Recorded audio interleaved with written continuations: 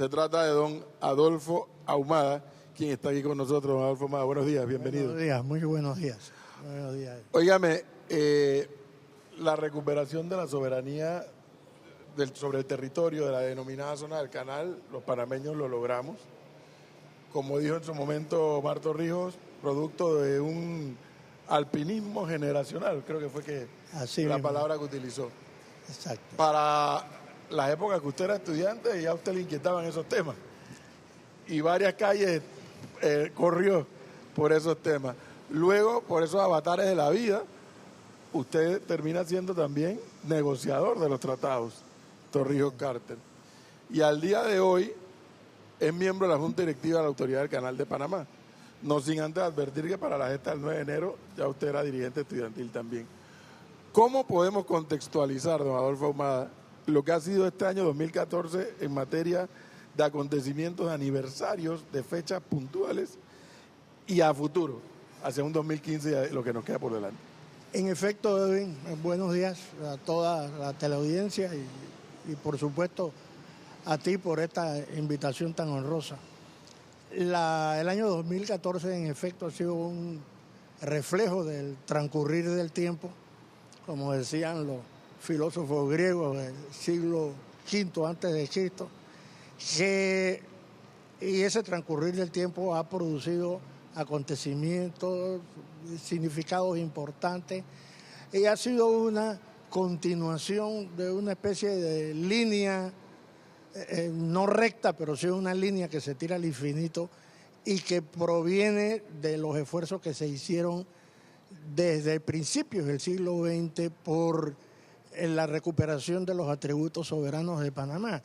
Recordemos que Panamá nace a la vida independiente con algunos problemas que tenía necesidad de atender y de resolver, y especialmente con respecto a la existencia de la zona del canal. Como todos sabemos, era un estado dentro de otro por razón de que tenía todas las características de un área jurisdiccional en la cual no se aplicaban las disposiciones de Panamá y en donde había hasta un gobernador nombrado por el presidente de los Estados Unidos. Eso dio lugar a que en Panamá se fuera galvanizando un sentimiento nacional que reflejaba esa gran contradicción entre la personalidad del país y la existencia de esa circunscripción territorial que de 10 millas a cada lado del canal, que producía una sensación de frustración y de decepción en el país. Fíjese que ese tema es tan importante, la existencia de un Estado dentro de otro, la existencia de una estructura dentro de otra, las leyes que no eran las de Panamá, eran las del estado de Luisiana de los Estados Unidos. Un panameño en Panamá, si cometía una falta, podía ser condenado, digamos un ejemplo, a 4 años, y sin embargo, si era apresado en la zona del canal por la policía de la zona del canal, él podía ser condenado a 50 años. Esas cosas ocurrieron. Por ejemplo, en el caso del panameño Lester León Graves ocurrió. Y eso fue produciendo una sensación colectiva de lucha, de preocupación, de trabajo nacional, de tal manera que cuando vino el periodo de la discusión de los tratados del canal de principios de la década del 70 y que terminaron con los tratados Torrijos Carter de 1977, el primer problema que tenía que resolverse era precisamente el de la zona del canal. Fíjate usted cómo es la cuestión histórica y cómo se mueve el curso de la vida en estos casos, que depende tanto de la necesidad y depende tanto de las convicciones colectivas, de la conciencia, digámoslo en términos claros. que la zona del canal se desplomó de inmediato.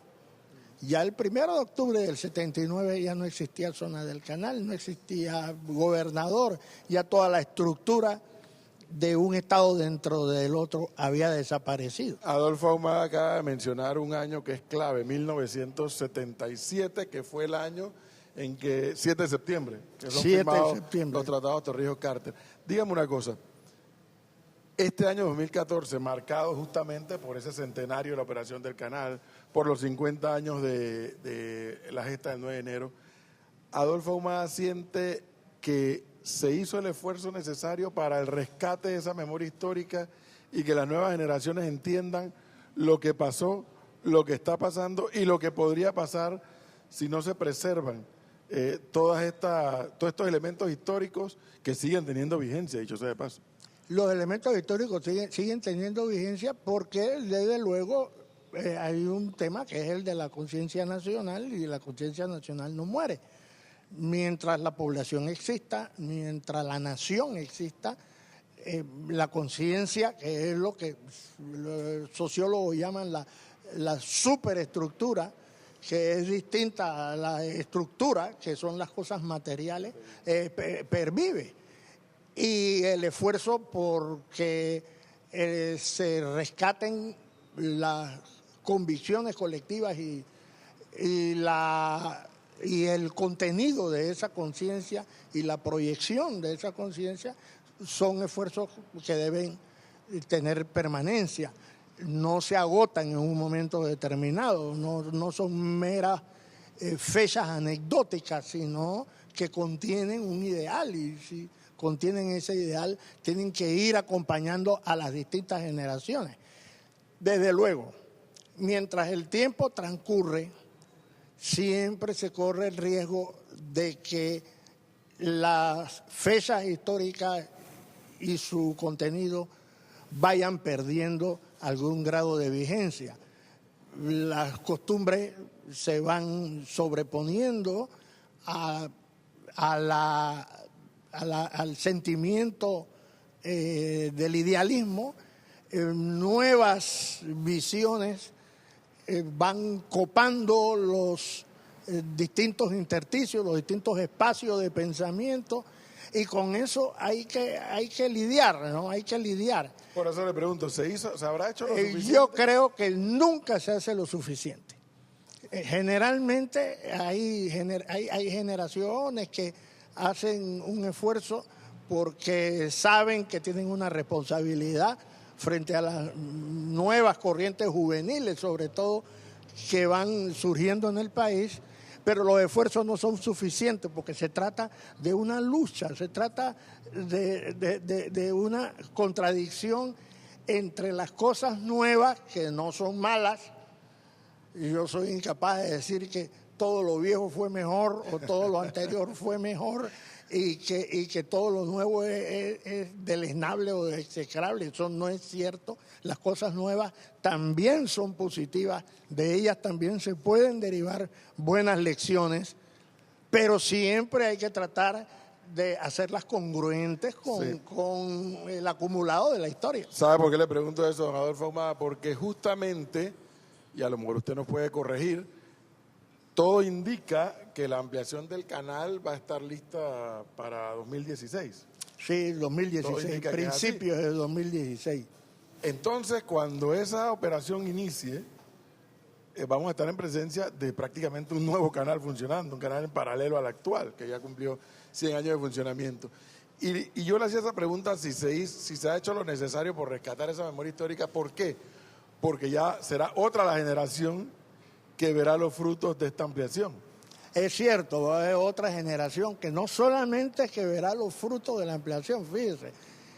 Este tema es bien complicado porque involucra factores que posiblemente no hayan sido todavía objeto de análisis, objeto de discusión.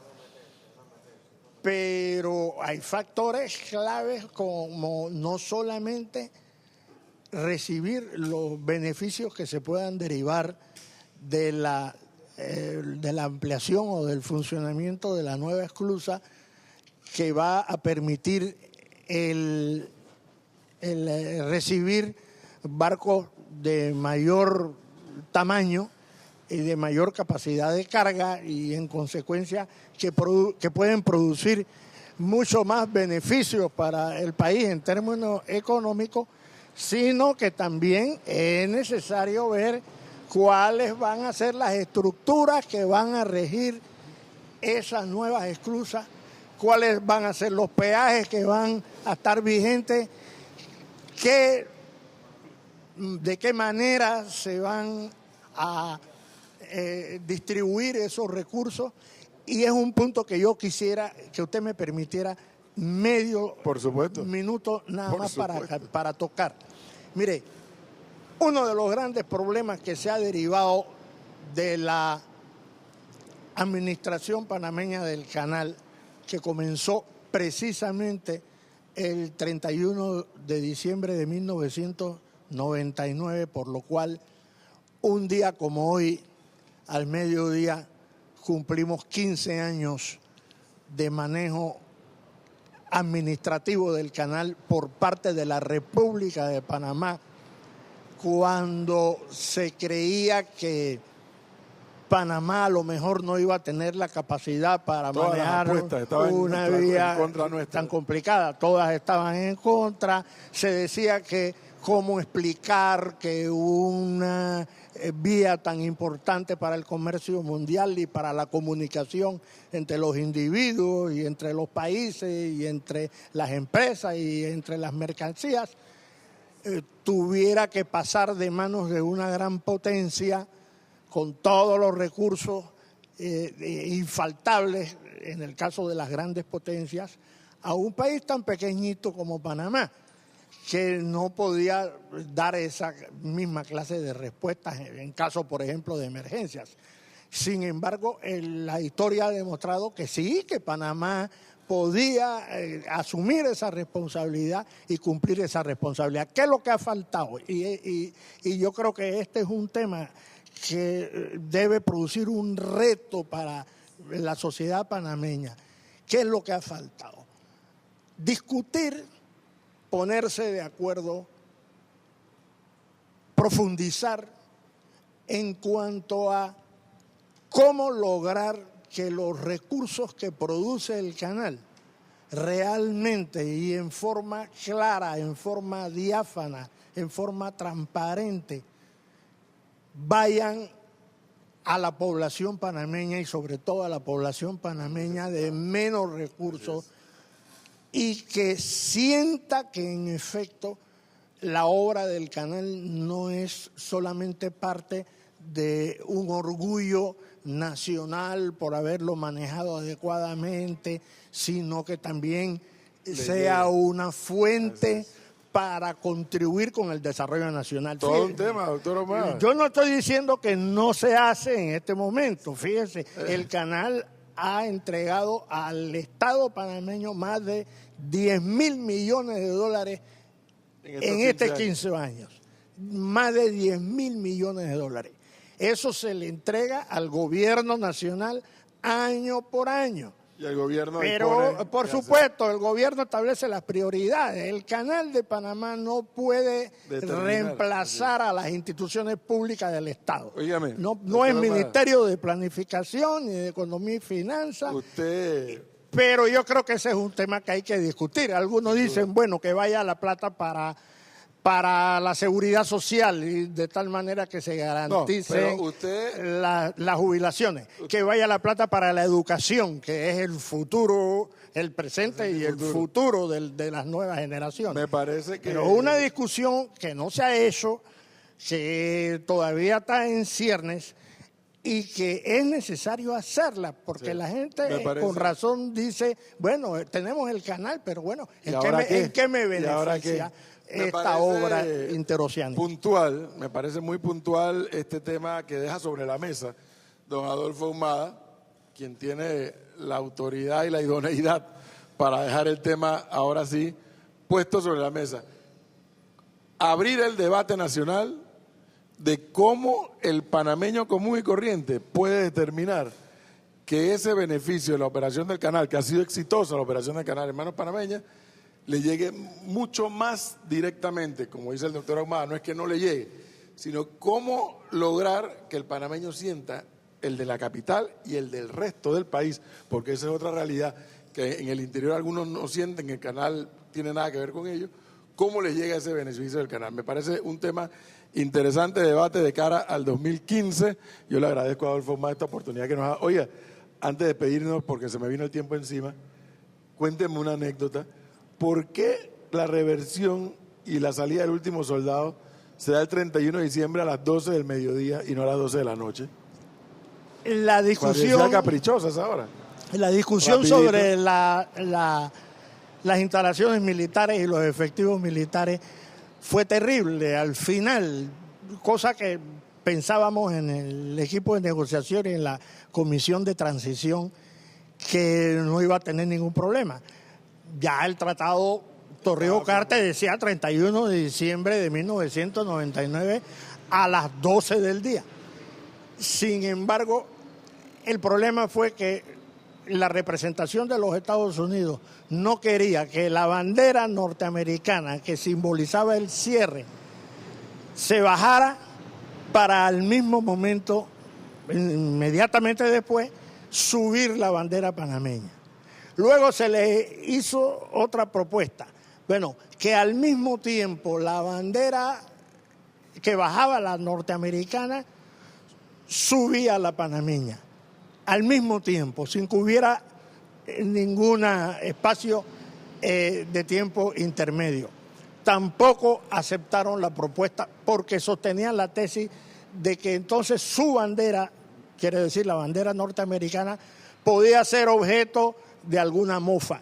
Nosotros estamos seguros que no, porque en Panamá todo el mundo es respetuoso de las banderas, no solo de Panamá, sino de todos los países, y de los himnos de Panamá y de todos los países. Pero esa fue una gran discusión, entonces ellos decidieron bajar la bandera norteamericana mucho más temprano, alrededor de las 10 de la mañana, para no verla involucrada en este acto de gran alegría por parte de Panamá. Allí tienen ustedes, amigos televidentes, una anécdota puntual, histórica, por qué fue al mediodía del 31 de diciembre y qué objetaban los Estados Unidos de arriar su bandera. Mire usted, un símbolo nada más, arriar su bandera y el hecho de que nosotros panameños izáramos la nuestra. Doctora Ahumada, muchísimas gracias. Gracias a usted por la invitación.